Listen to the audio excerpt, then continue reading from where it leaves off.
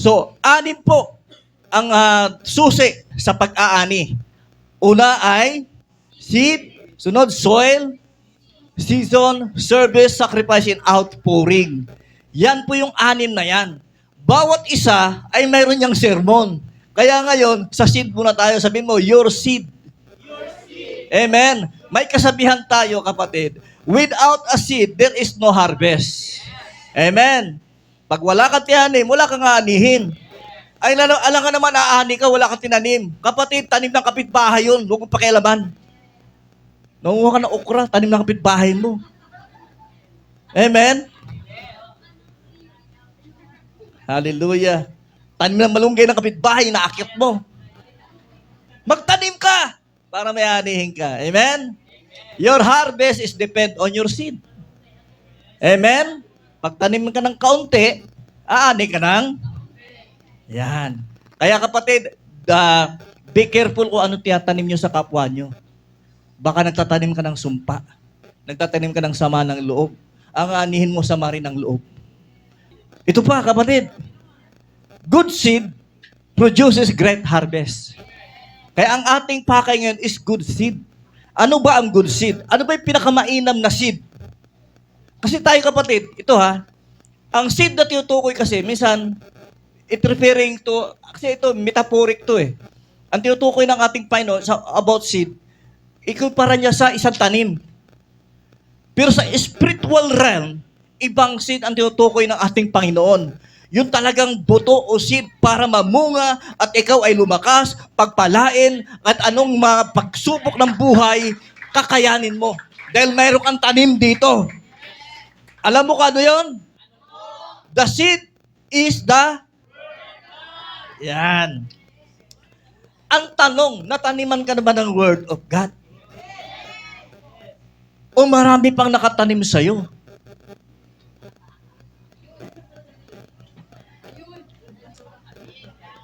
Amen?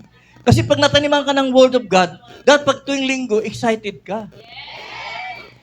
Pag nataniman ka ng Word of God, hindi ka na palabura. Pag nataniman ka ng Word of God, kapag excited ka lagi kay Lord, lagi ka nanalangin.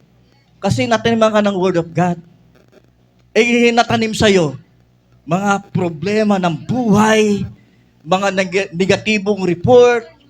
Minsan nga, nataniman ka ng yung bill ng kuryente, nataniman ka eh. 10,000. Diba? Yung bill ng kuryente, 10,000, nangungusap sa'yo. Kapatid, tataniman ka nun. Ano itatanim sa'yo? Worry. Magiging balisa ka na. Yung wala kang trabaho, ang maitatanim sa'yo, kabalisahan. Amen. Sino rito nagtangka na magpakamatay? Taas ang kamay. Di ba? Kaya ka nagtangka magpakamatay kasi may naitanim sa'yo na nagdulot ng desperation, ng kawalan ng pag-asa. Amen? Pero kung ang naitanim sa'yo, salita ng Diyos na nakalagay roon, with God, all things is possible. Kapatid, hindi ka magpapakamatay. Amen? Iba kasi ang natanim sa'yo. Kaya saan ka kasi nagpupunta?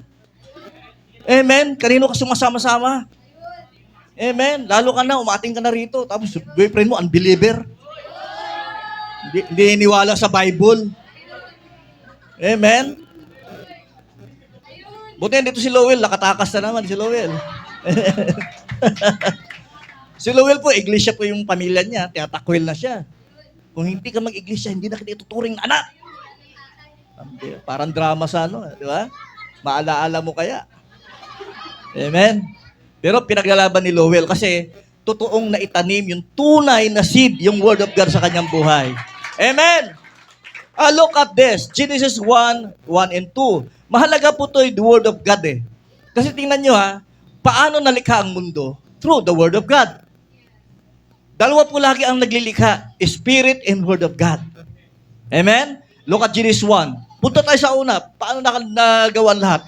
In the beginning, God made the heavens and the earth. The earth was without shape. Without shape, wala pa talaga. It was empty, walang-wala. Deep water covered the earth and everywhere was dark, madilim pa, puro tubig pa lang. Then ito na, the Spirit of God move above the water. Kumilos ang Spirit of God. Then, God said, that's the word. God said, may lumabas na word. Amen? There will be light and there was light. The rest is the same process. Amen? Pag nagsalita ang Diyos, kikilos ang Holy Spirit at magkakaroon. But, nung ikaw lang nilikha, iba? Hindi niya sinabi, magkaroon ng tao! At lumabas si Lord. Kamukha ni Senyor Aguilar. Hindi ganon. Nung lilikhain ng tao, kumuha siya ng putik. Di ba? Hinugis niya ngayon. Hinugis.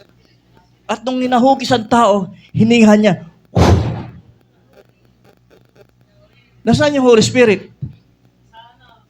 Nasaan? Hindi kumilos yung Holy Spirit, hindi that hovering, but deep inside, doon sa ginawa niya, pumasok ang Holy Spirit doon sa ginawa niya. At naging buhay na kaluluwa. Amen. That's why, pag nagsama ang Word of God at Holy Spirit, magkakaroon ng ayon sa inideklara mo. Amen? It means the earth was shaped by Spirit in the Word of God. And look at the New Testament. In the beginning, the Word was already there. Nandun ang salita ng Diyos. And the Word was with God. And the Word was God. And look at the verse 14.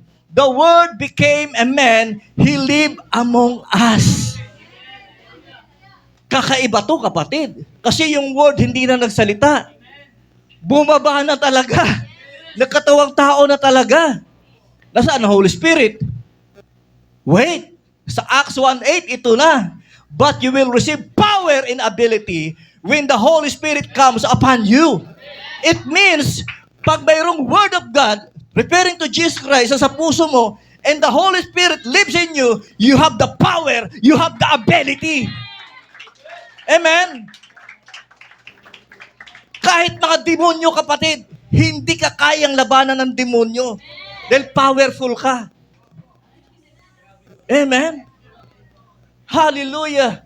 The earth was shaped by the Spirit and the Word of God.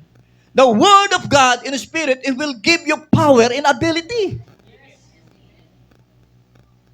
Ang power and ability, doon po yan sa Diyos lamang in the Old Testament. But now, when the Word of God at saka Holy Spirit manahan sa'yo, yung power and ability na sa'yo na rin. That's why tayo nagkakaroon ng authority. Ang authority, that's power. Dunamis, dynamite, power. Amen. Now, look at this, kapatid. Colossians 1:16, ito ang magagawa. When God created everything, it was His Son who did it. Sino gumawa ng lahat? When God created everything, it was His Son who? Sino may gawa ng lahat? Ang anak niya. His Son made everything that is on earth and in heaven. He created everything that we can see, as well as the things that we cannot see. Even the spiritual realm. In the physical realm, ginawa niya talaga, He made rulers and leaders. Sabi mo sa tayo mo, ikaw yun. He made rulers and leaders. Ibig sabihin, pag ikaw ay mayroong authority, amen? Kahit yung hindi nakikita, under mo. Kaya huwag kang magpapaniwala sa mga multo, dahil under mo yun. Huwag kang magpapaniwala sa bad spirit, under mo yun. Amen? Hanggang ngayon, magtatapo ka lang basura, tabi-tabi po. Nasaan yung ability and power mo? Amen? Ayong bakit? Hindi mo tinatanggap yung ability and power? Kasi yung gawain ng demonyo, ginagawa mo pa rin. Kaya wala kang authority. Amen? Now look at this. He made everything that has power and authority. God gave His Son the authority to create everything. God, His Son, the authority to create everything so that His Son would receive praise. Ang kapurihan ay sa Panginoon lamang. Now, ang tanong, are you ready? How's your seed? Kumusta yung naitanim sa'yo? Kumusta yung natanim sa'yo? Tumanim ba? Dumaplis? Umiwags ka? Amen? Amen? Pag nangangaral ba si pastor ng Word of God, ng seed, umiiwas ka ba? Nasasaktan ka ba? O lumalago ka? Amen? Lalo pagka magaling ka sa mga tradisyonal, ang hirap bungkalin ng puso para mataniman ng Word of God. Amen? Kailangan pa talaga ng illustration, kailangan pa ng demonstration. Ano ba, may inalihan demonyo. Bubuga ng kulay itim na kulay green. Ba, ganon. Tapos yung mata, tumitirik na. Nanlilisik yung mata, kulay pula. Tapos yung ulo, umiikot-ikot na. Halika, papakita ko sa iyo kapangyarihan ng Panginoon. Halika. Amen? Manood ka. Layo ka lang, baka lumipat sa'yo. Kailangan pa lang ganon demonstration para maniwala na ang Diyos ay makapangyarihan. Para masabi talaga na ang Word of God ay totoo. Ang Word of God nagsasabi ng mayroong impyerno. Ang Word of God nagsasabi na mayroong demonyo. Ngayon, kung hindi ka aware sa mga yan, anong gagawin mo? Wala kang paghahandaan? Maghanda ka. Dahil ang demonyo, mautak pa kaysa sa'yo yan. Tuso yan. Alam ng demonyo kung paano ka babagsak. Alam ng demonyo kung paano ka manghina. Ngayon kung wala kang gagawin, wala kang naitanim. Amen? Kaya pag natanim yung Word of God sa'yo, mag-shape yan sa'yo. Halimbawa, mag-shape yan ng helmet of salvation. Word of God yun. Ang mag-create ng helmet of salvation is the Word of God. Amen? Belt of righteousness. Word of God yun. Ang mag-create sa'yo. Word of God and Holy Spirit, mayroong makikreate. Ability and power. Now, ito ang magiging sandata mo rin, yung Word of God pag naitanim sa'yo. Kapag mayroon kang breastplate of righteousness, Word of God yun. Amen? O paano? Gamitin natin. Halimbawa, gamitin natin yung breastplate of righteousness. Word of God. Sabi ng demonyo sa'yo, Noel, halika, tagay tayo. Andyan yung barkada mo, ipapadala ko sa'yo. May dala ng syuktong yan. Ano na? Ano ba syuktong? Masyado ng luma eh. Kami lang na kayo Joey nakakaalam nun eh. May dalang tanduay. Tanduay, yan. Libre yan. May pulutan pandala yan, Lowell. Di ba? Eh, meron ka ng breastplate of righteousness. Di ba? Maging kalasag mo yun. Alam mo, demonyo. Sinasabi ng Bible, sinasabi ng salita ng Diyos. Sa Romans 8, I am the righteousness of God. Kaya wala kang magagawa sa akin. Dahil ako ay anak na ng Diyos. Sabi ng Romans 8. Amen? Mayroon ka ng breastplate eh. May naitanim ka rito eh. Kaya nagkikreate siya ng weapon. Eh paano kung walang naitanim? Ano nakikreate sa'yo? Mas marami ka bang nakapanood na reels na gumaganong-ganon? Amen? Kaya pag mayroong mga tukso ang kaaway, gumaganong ka na lang. Napanood ng Elias TV. Ngayon may bako na, si Lucas TV naman. Amen? Hintayin nyo yung Edgar TV. Mas delikado yun. Kapatid, kumusta yung ating seed? Amen? Ito yung tatalakayan natin ngayon. Masusure natin kung mayroon ba talagang maitanim sa'yo. Kasi karamihan na umupo dyan, kapatid, kaunti lang naitanim. Now, ang tanong, ba't ba sila napaka-uay nila? May pa-apir-apir pa sila. May patayo-tayo pa sila. Ano kung bakit? Oo, you heard the message. Ang haba ng mensahe ko umabot ng 40 minutes. Ang narinig mo, message, pero wala kang narinig na word. Dahil magkaiba ang message, magkaiba ang word. Halimbawa kanina, Nagme-message ako. Biglang gumana si AJ, ha? Ah? Oo! Ganun pala yun! Yung word. Naka-receive siya ng word na pwedeng makapagbabago ng buhay mo. Amen? Kaya ka tumatayo dahil may na-receive kang word. Na minsan pag sinabi ko na, kapatid, huwag kang manghina dahil sinabi ng Panginoon na walang pagsubok na hindi mo kakayanin. Bagkos, magpapadala ang Diyos ng pamamaraan para malampasan mo ito. That's the word! I receive, Lord! Tumayo ka ngayon, na-excite ka. So sobrang excited mo, tulad ni AJ, excited, tumayo si AJ. Tumayo. Yan, lumapis sa akin. Biglang umapir. Oh, I'm blessed. I claim, Lord. Yun ang ibig sabihin no, kaysa tumatayo. Ang problema, nandiyan ka lang nakaupo, puro message ka lang, wala ka nakuhang word. Amen.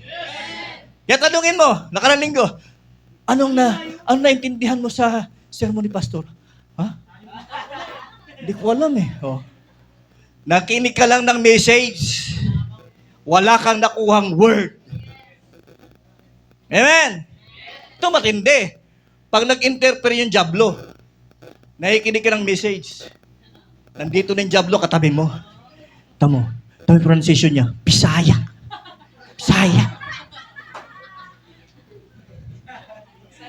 Di ba? Ang pinapansin yung pronunciation, di ba? Yung diction. Pero yung word, walang nakuha. Bakit? Puro mga negative side ang inaabangan. Hinihintay magkamali si pastor.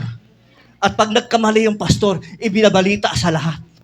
Now, ang tanong, sino na bless? Ikaw o yung pastor? Ang nakuha mo, sumpa. Amen. So, alam nyo na. So, how your seed?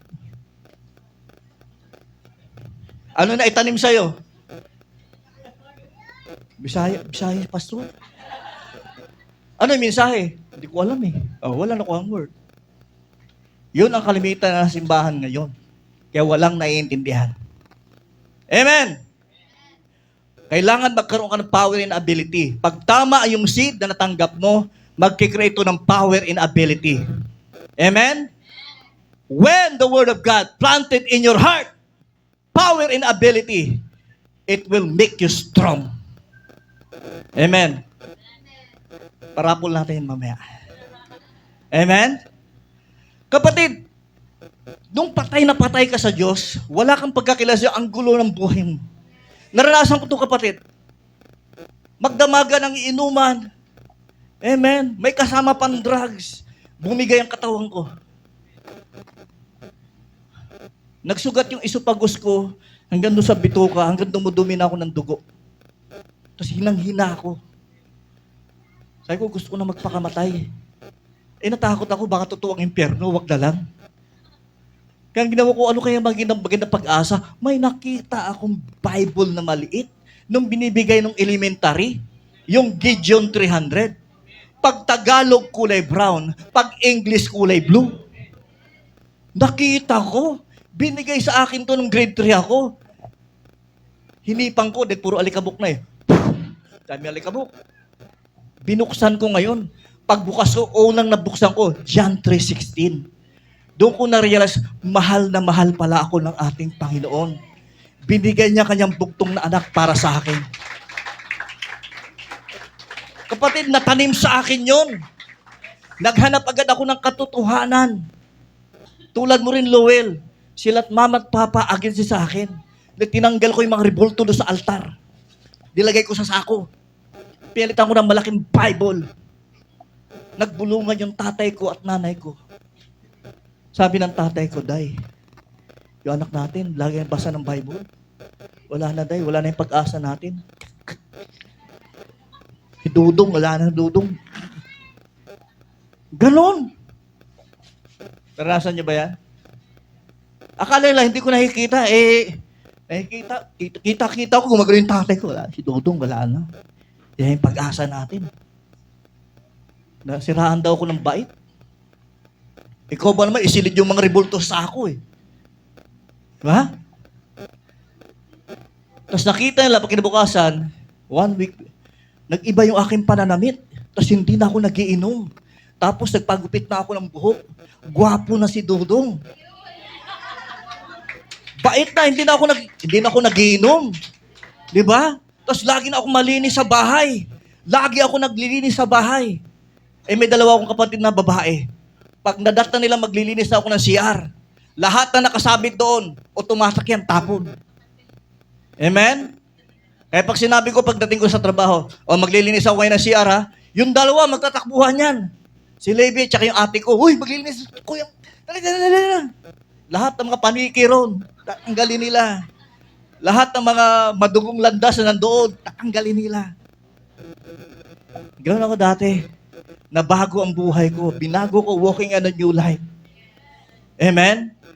Sabi ng tatay ko, ano ba nangyari sa'yo? Saan ka ba pupunta tuwing linggo? Di sumama kayo. Sumama yung dalawa. Nung umatin ng dalawa doon sa simbahan, yun, si mama, praise the Lord din si mama, hallelujah, ganun-ganun na rin. Hindi ko pinatanggap yan. Pero yung Panginoon, natanim yung word of God sa kanya, nabago. Sugarol number 1 yun si mama. Oo, sugarol yan. Matindi sa sugal yan. Madyong yan, magdamag, ay sabi ko sa'yo, 1 litrong kape, kulang sa kanya yan. Amen? Pero binago kami ng Panginoon. Bakit? Nataniman ng Word of God. Ngayon, kahit anong pagsubok dumaan sa amin, hindi kami bumigay, lumakas kami. Nawala yung tatay ko, nawala yung ate ko, nagpatuloy kami. Bakit? Sa kabila ng lahat, hindi kami pinabayaan ng Diyos. Amen? God will make you, give you power and ability to make you strong. Now, look at this, kapatid. Tingnan natin.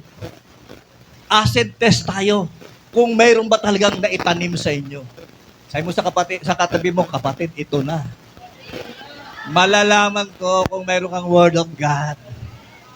Amen? Sa Luke 8, verse 1, after this, Jesus went to visit many towns and villages. He told people the good news about the kingdom of God. Parang ganito yan. Ang ating Panginoon pumunta ng Kiko, pumunta ng Amparo, pumunta ng 178, 179, para lang ipakita yung kingdom of God. Saan magsisimula ang kingdom of God? Nagkwento ang ating Panginoon. Kasi magi-start ang kingdom of God sa Word of God. Amen? Parable of the sower. Basahin nyo. Alam nyo? Basa nyo ba? Okay. Luke 5. A farmer went out to plant seed.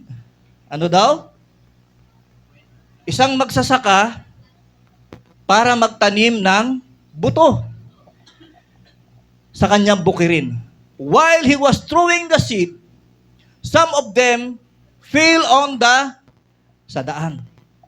Naghasik siya ng ganon, yung iba napunta ng daan. Then people walk on them. Birds came down and they ate those seeds. Yung doon sa daan, kinain lang ng mga ibon. Siyempre, sino ang nun? Hindi man matatanim yun, dahil daang kalsada yun. Sino may kinabang? Ibon. Amen. Some seed fell on ground which had rocks. Mga batuhan. The seeds start to grow, lumago naman, but the young plants died because the ground was not wet enough and that place, wala talagang supply ng tubig. Some seed fell among the thorn. Tumubo naman siya, kaya lang pag laki niya, mayroong mga tinik sa taas. Nasakal siya, kaya namatay din yung tinanim. Amen? Now, but some seed fell on good soil. Sabi mo, good soil. Diba? Diba sinabi ko sa inyo? Pagka mayroong good seed, mayroong great harvest. So, good soil. Strong plants grow. Patibay. Then those seeds, each of these plants, made 100 seed. Dumami pa. Amen? Then, conclusion, kapatid. When Jesus finished the story, He said, you have ears. May tenga ba kayo? Mahina? May tenga ba kayo? So, listen well to what I say. Naintindihan nyo? Listen well to what I say. Bakit? Pag hindi nyo naintindihan to, walang maitatanib sa inyo. Explain. Gusto nyo na explanation? So, ang mag-i-explain na hindi ako, ang Word of God din. Explanation number 1, about sa daan. The farmer is like a someone who plants God's teaching in the people. The farmer, ang magsasaka, ay katulad ng isang preacher na nagpipreach sa mga tao. So ano ang kanyang inihasik? Word of God. Sometimes the teaching falls on the path. Nandoon ang teaching. That is like some people who hear the teaching of God, as soon as they hear, ano nangyari? Satan comes and takes away the teaching that was planted in them. Natanim naman. Kaya lang, kinuha ni Satanas. Amen? Bakit kaya nakuha ni Satanas? Hindi lumago. Amen? Pakwentuhan mo about sa sermon na nakaraan, walang natandaan kasi walang naitanim. Pakwentuhan mo ng Batang Quiapo mula episode 1 hanggang episode 300, alam na alam. Buti pa yun na itanim mo. Ano latest? Si Tambol tatakbong mayor. Buti alam mo. Yung preaching ni Pastor, hindi ko natandaan. Ibig nanakaw na yun, nakuha na ni Satanas. Bakit? Kapatid, magtanim ka ng buto, tapos lagyan mo ng mga bato sa taas. Tutubo, hindi. Hindi. Or, nagtanim ka ng buto, mababaw lang ang pagkatanim. Hinukay ng pusa, kinain. Nanakaw. Amen?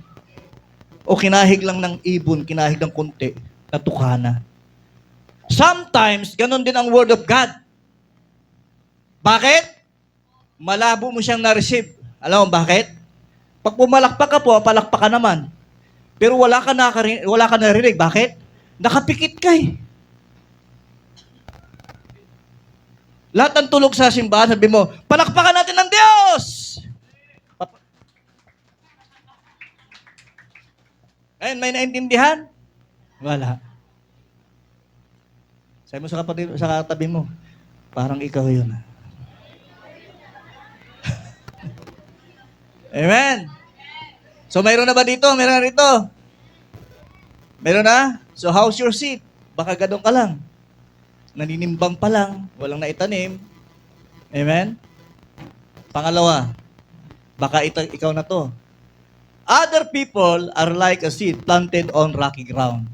No, hindi na ito other people na. They hear the teaching, then they quickly and gladly accept. Uy, excited! Patayo-tayo ka pa.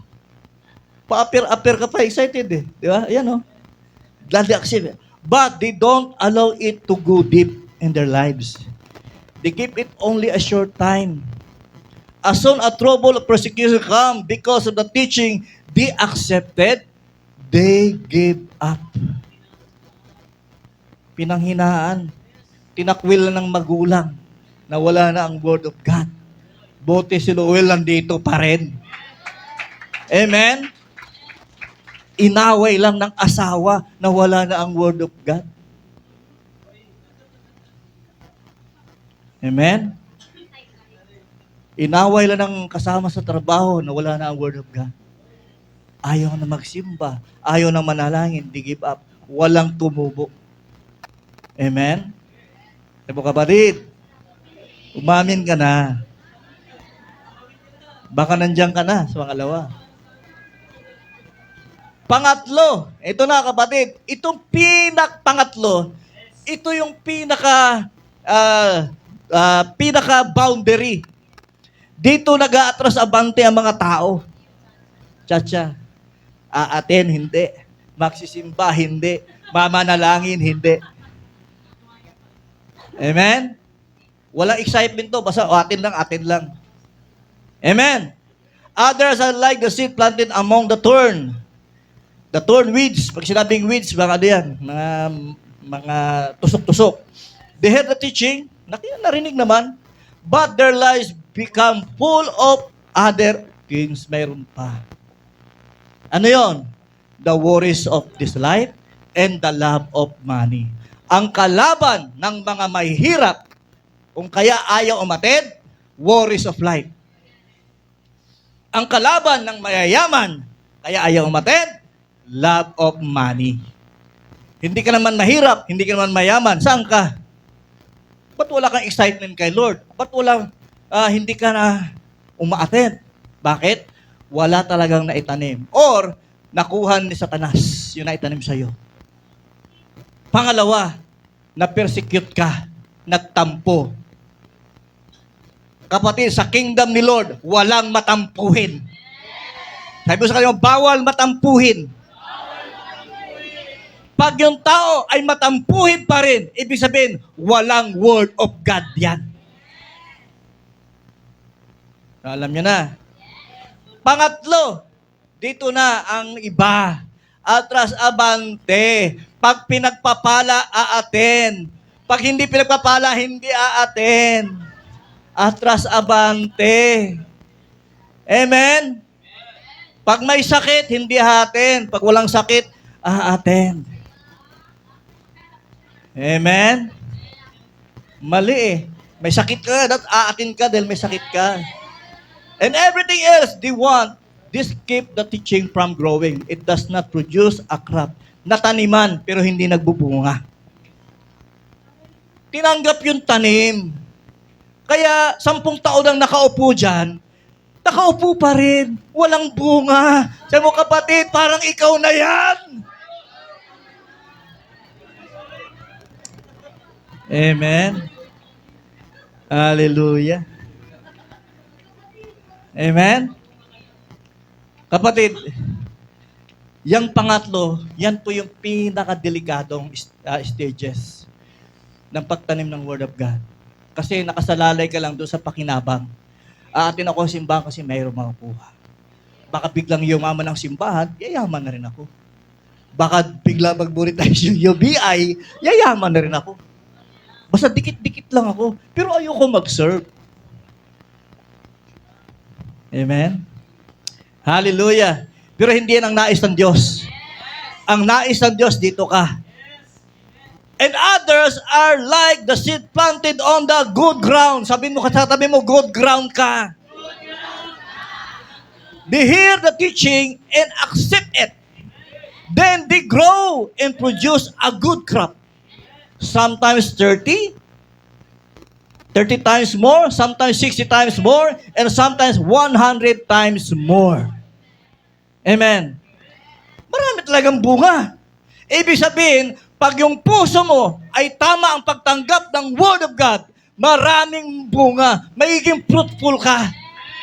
Ano ibig sabihin nun? Ang pabor ng Diyos ay laging nasa'yo. Yun ang ani mo. Amen? Hallelujah. Ako excited ako eh. Anong bakit? Anong sa Mark 14:20, ERV. Look at sa The Voice. Sino makita?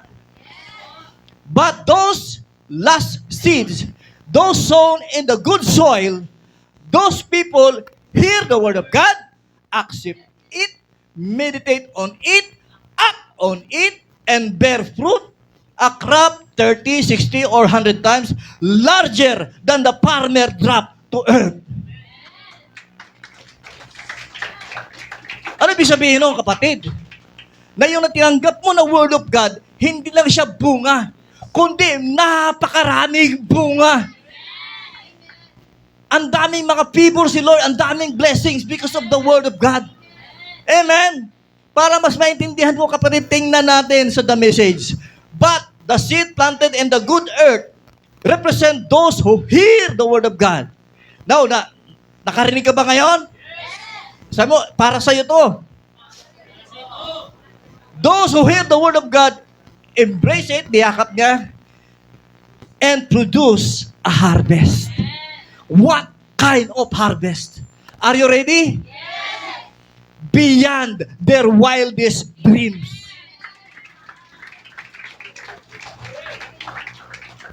Kapag inaral ko yung beyond the wildest dream, ano kasi Tagalog dito? Ano Tagalog yan? Pagpapalang higit pa sa iyong inaakala. Amen. Sabi ko nga, yung anak ko makagraduate lang ng high school, okay na ako eh. Eh, binigyan pa ako ng civil engineer. Yan yung higit pa sa yung inaakala.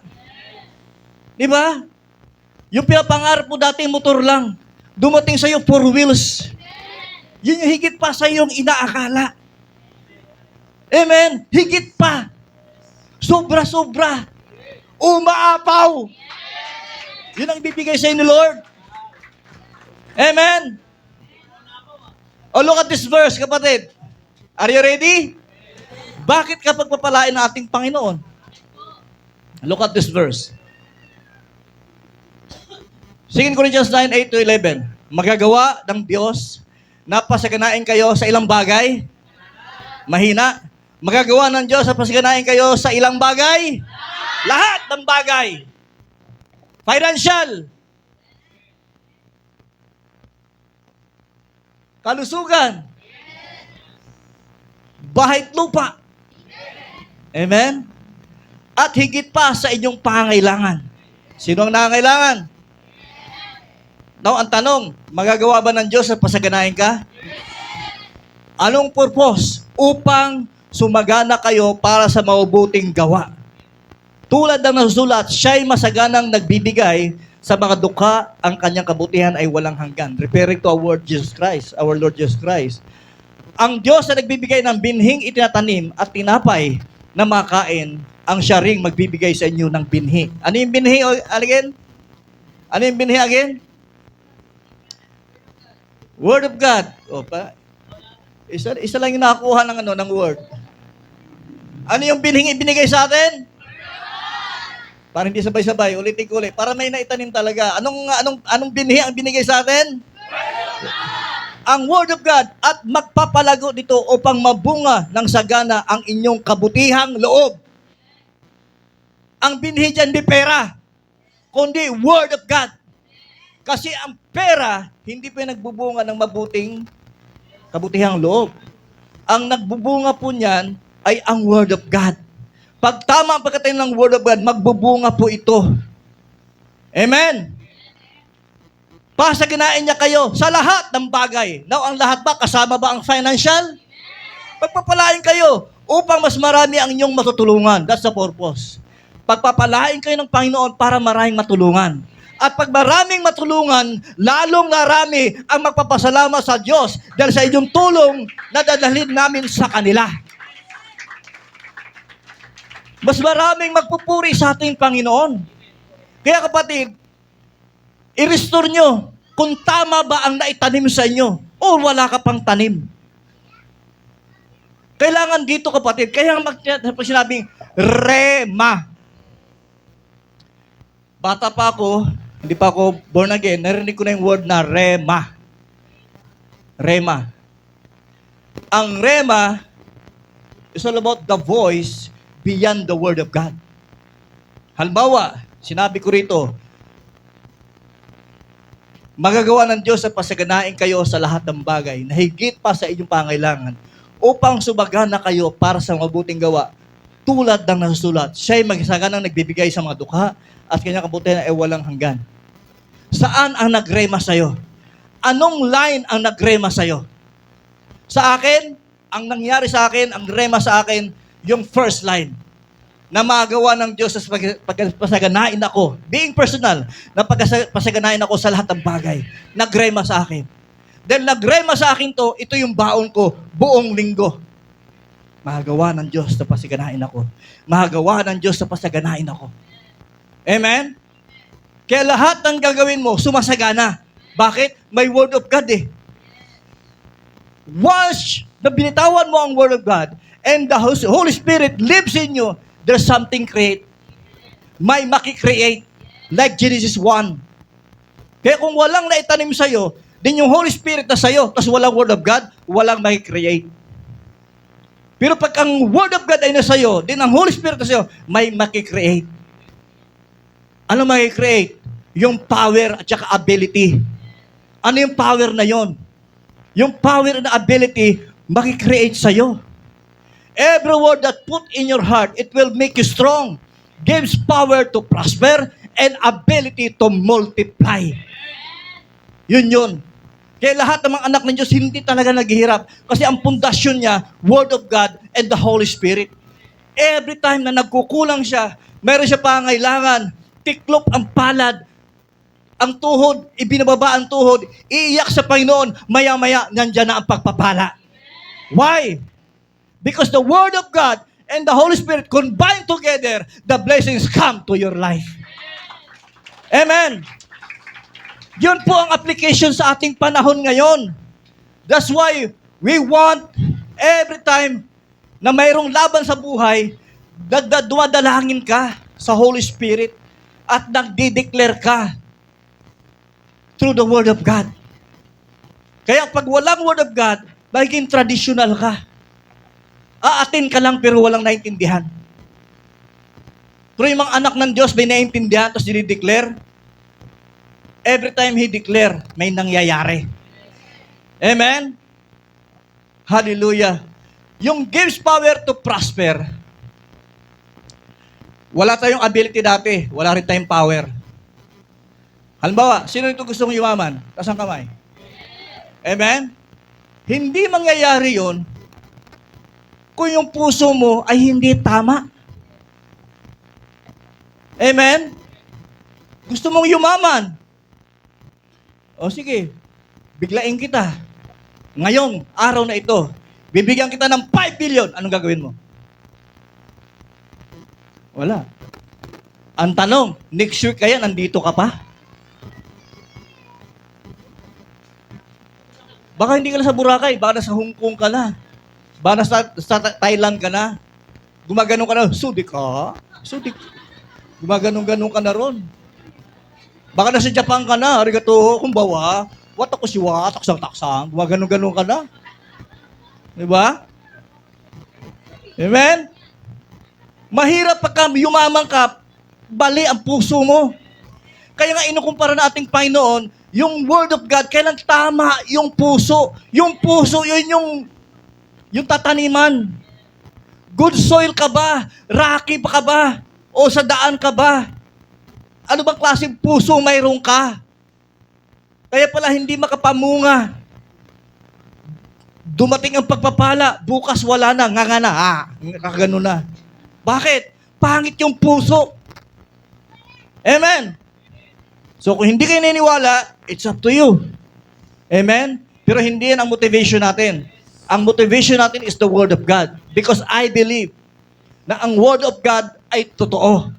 Pag sinabi ng Diyos na magagawa niyang payamanin ka sa lahat ng bagay, sa lahat ng iyong pangailangan, kayang gawin ng Diyos na pasaganain ka. Amen? Now, kung kaparaanan naman, ay hindi natin alam kung ano kaparaanan niya. Basta isa lang pinanghawakan ko dito sa Sikaraya. Ang kayamanan ng masasama ay ililipat sa mga matutuwid. Amen? Pinanghawakan namin yon. Hawak ng Diyos ang puso ng mga hari. Sabi doon sa Old Testament, the silver and gold is mine, sabi nating Panginoon. Kaya kung ikaw ay nataniman ng Word of God, ng kanyang anak, ng ating Panginoon, ng nagkatawag tao na Word of God, na sa'yo, kapatid, pwede niyang utusan ang kayamanan para habulin ka. Amen? So may payo ko sa inyo. Huwag niyong habulin ang pera. Mabilis ang pera. Hindi niyo kayang kaabutan. Gaano kabilis? Kasasahod mo lang, wala na. Gaano kabilis ang pera? Tapos habulin mo, hindi mo hahabutan yun. Alam mo kung sino habulin mo? Yung kingdom ni Lord. Ang ating Panginoon. Pag hinabol mo ang ating Panginoon, uutusan niya yung pera. Habulin mo yan. Amen? Ang pagpapala ang hahabol sa'yo. That's why, sinabi ng ating Panginoon, seek ye first His kingdom and His righteousness, and all these things shall be added unto you. Amen? Binigyan ka ng provision, binigyan ka ng trabaho. Nahumaling ka na sa trabaho, hindi ka na nagsisimba. Liliit ang harvest mo. Madidelay ang promotion mo. Kasi promotion comes from the Lord. Kung mayroon na sa yung provision, mayroon na sa yung pagpapala, ingatan mo. At lagi pa rin unahin si Lord. Bakit? Dahil yung naranasan mo ngayon, patikim pa lang yan. Mayroon pang darating na mas malaki. Nang higit sa iyong inaakala. In your wildest dreams. May darating pa sa iyo. Amen? Panghawakan mo salita ng Diyos. Amen? Hallelujah! Receive your harvest now. Sabihin mo sa katabi mo. Amen? Kabila, sa likod. Tumayo. Tumayo ka. Find a 5 person. Sabihin mo sa kanya, ituro mo ang puso niya. Receive your harvest now.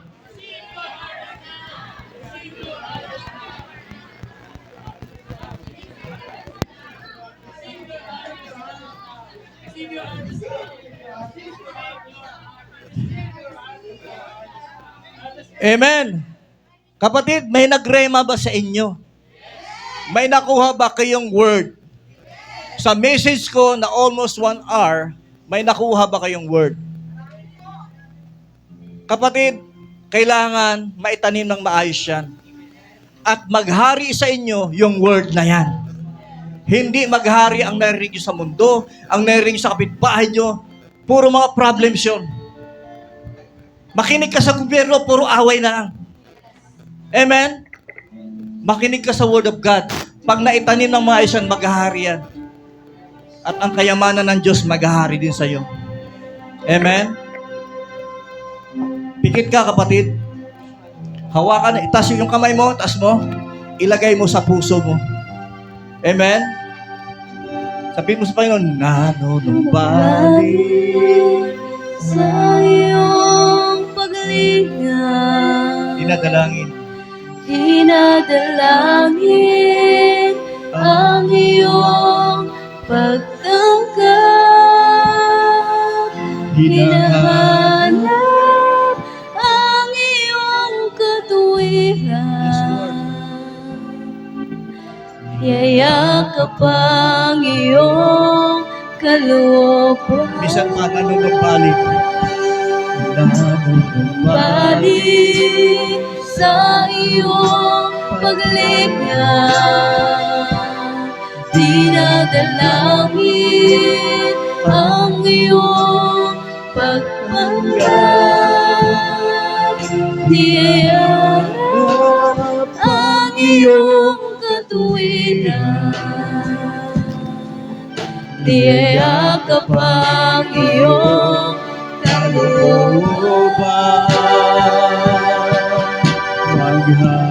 maghari ka, Panginoong Isus. Panginoong Isus, maghari ka. Hallelujah! Sa buhay ko, sa puso ko, Panginoong Isus, maghari ka. Maghari ka, Panginoon. Maghari ka, maghari ka, Panginoong Isus, maghari ka. Sa buhay ko, sa puso ko, Panginoong Isus, maghari ka. Maghari ka. Sing with all your heart. Maghari Yes, Lord. ka. Panginoong Jesus, maghari ka. Sa buhay ko, sa puso ko, Panginoong Jesus, maghari ka. Kapatid, taas mo yung kamay mo. Sabi mo, Panginoon, I receive your word this day. I declare that my heart My heart will be a good soil. will be a good soil. Your word will be grown. Your word will be grown. Your word will be established. Your word will be established. Your word will be fruitful Your word will be fruitful in my wildest dreams, O Lord. in my wildest dreams. Father God, bless my family. Bless my family. Bless my life. Bless my life. Panginoon, Panginoon, gawin mo ako gawin mo ako maging daluyan ng pagpapala. italuyan ang pagpapala. Hindi lamang sa financial, Hindi lamang sa financial, kundi sa iyong kapangyarihan kundi sa iyong kapangyarihan na maabot ko na maabot ko ang aking mahal sa buhay, ang aking mahal na maidala sa iyong paanan upang sila ay magpupuri sa iyo. Taas mo yung kamay, hugay mo, Lord, let your word manifest in my life.